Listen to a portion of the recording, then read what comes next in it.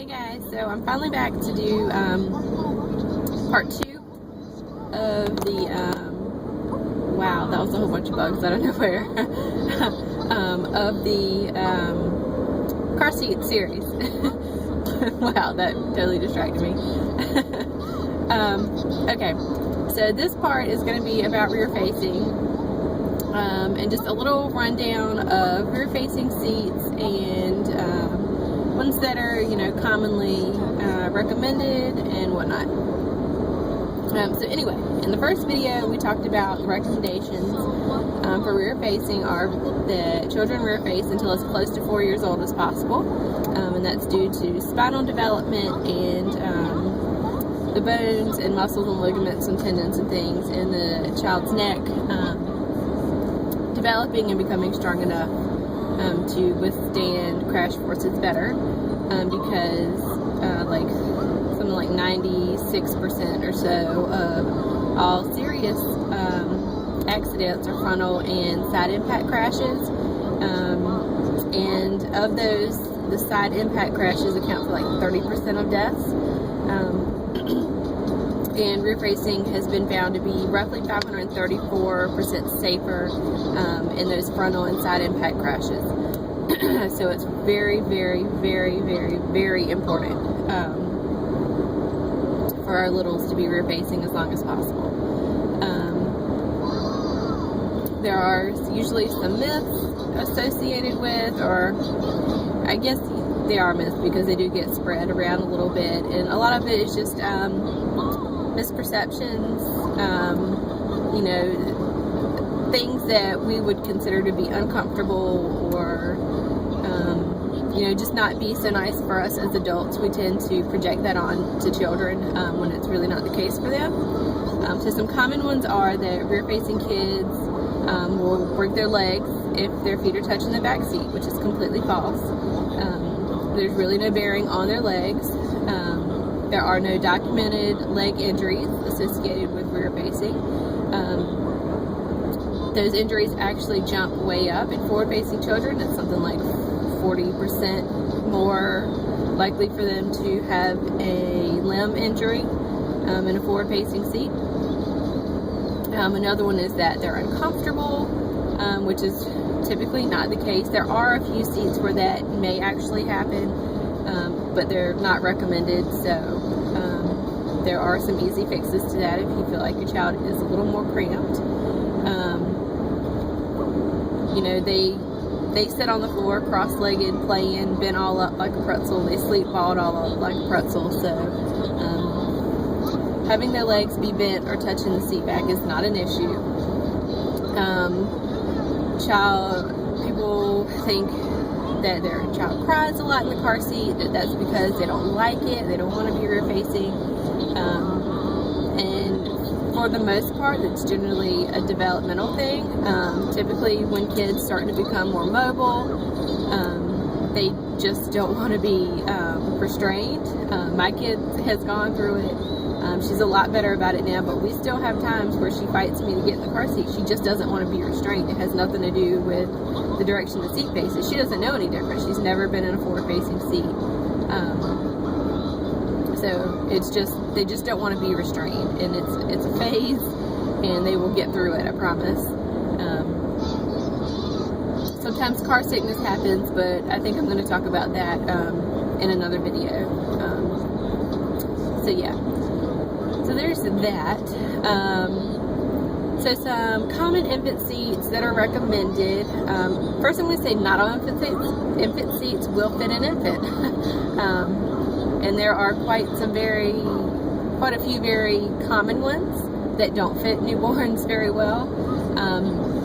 So recommended seats that will fit an average to smaller size newborn are going to be the Safety First Comfy Carry Elite, the Safety First Onboard 35 and Onboard Air 35, the Graco Snug Ride 30, I believe the 32 is still out there, the 35, and the Click Connect 40, the Kiko KeyFit, the Britax Be Safe and Chaperone, the the Even Flow Embrace 35, I believe the Maxi Cosi Miko and Maxi Cosi Prezi. I'm going off the top of my head here, guys, while I'm driving. There are 2 new ones that are coming out very soon. It's the UPPAbaby Mesa and the Nuna Pippa, and I believe both of those are going to fit average to possibly small size newborns as well. Those are going to be at the higher end of the price range. The Cybex Aton and Aton 2 also will fit. And I think that's it. I think that's it for our typically recommended.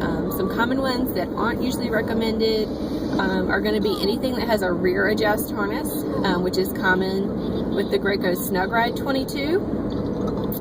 Has a rear adjust harness, and the bottom harness slots are way too high for your average newborn typically. The harness needs to be at or below the shoulders for a rear facing seat, and it just won't fit typically. It'll be way above the shoulders. Another common one is the Baby Trend Flex Lock. We do see that quite often. There have been some kind of reports a little bit here and there that some of the newer models have a little bit of a beefier infant insert, and some smallish to average, more average size newborns have been fitting in those. I haven't seen or played with one of those to confirm that, so I would not recommend it right now.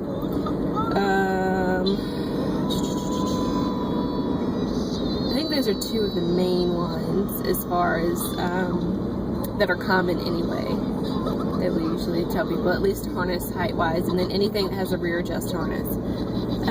Convertibles. It's perfectly safe to use a convertible from birth, provided that it fits. Not all convertibles will fit a newborn. Vast majority of them are rated down to 5 pounds, and the vast majority of them will not fit a 5-pound baby.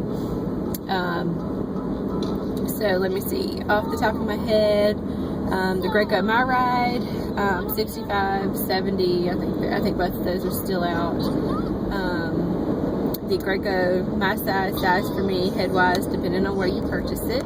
I will throw a little side note on that one. There are reports of some harness issues with that, problems tightening the harness correctly.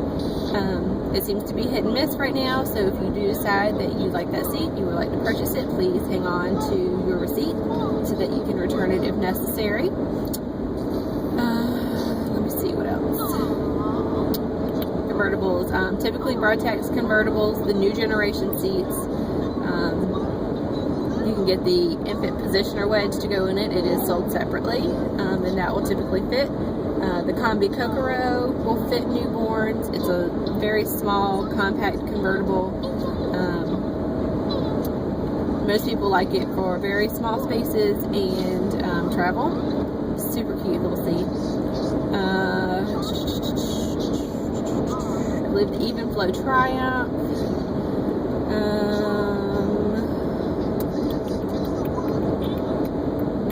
Diona Radiance will fit average size newborns.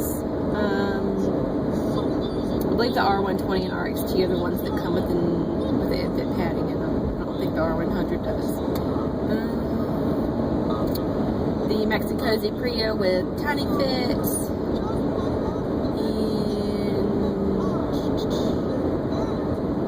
And I think that's it. I think that's it for newborns, off the top of my head anyway. There may be others. And then we want to talk about seats for extended rear facing. Let's see, so let's start down at the bottom of the list. A lot of this is going to be super dependent on your child and your vehicle and your budget, but these are just some of the common ones recommended often. Will be the Costco APS 40RF, the Safety First Guide 65, also known as the Eddie Bauer XRS 65, and the EasyFit 65. Phone was sliding across the dash there. Depending on where it's purchased, it is cheapest as the Guide 65 at Walmart. Let's see, then the Even Flow Shore Ride. Oh, the Even Flow Shore Ride will also fit newborns. And then we have the Graco MyRide, the My Size for Me Headwise 70. That is the tallest rear facing seat on the U.S. market right now. And then we have let's see, we got Graco, Safety First, Guide 65, Maxi-Cosi Priya, Safety First Complete Air 70, Deono Radians, the Cluck Folk.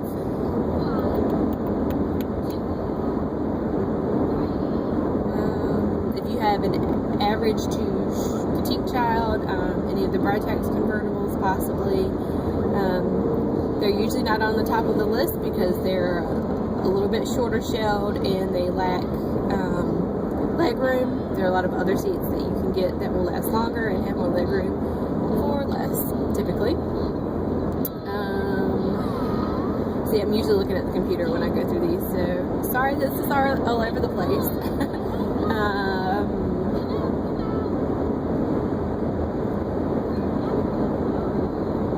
I think those are my typical go-to seats. So yeah, I think that's probably going to be it for right now.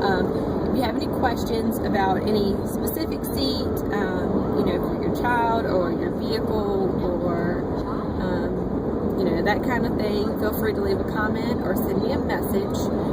Always encourage everybody to join the Facebook group Car Seats for the Littles.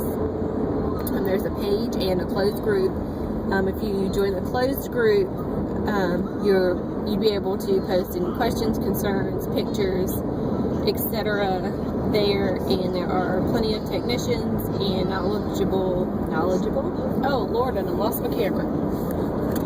Whoops. There we go. Okay, knowledgeable advocates on there that will be able to help you. So yeah, that's it, and I will talk to you guys later. Bye.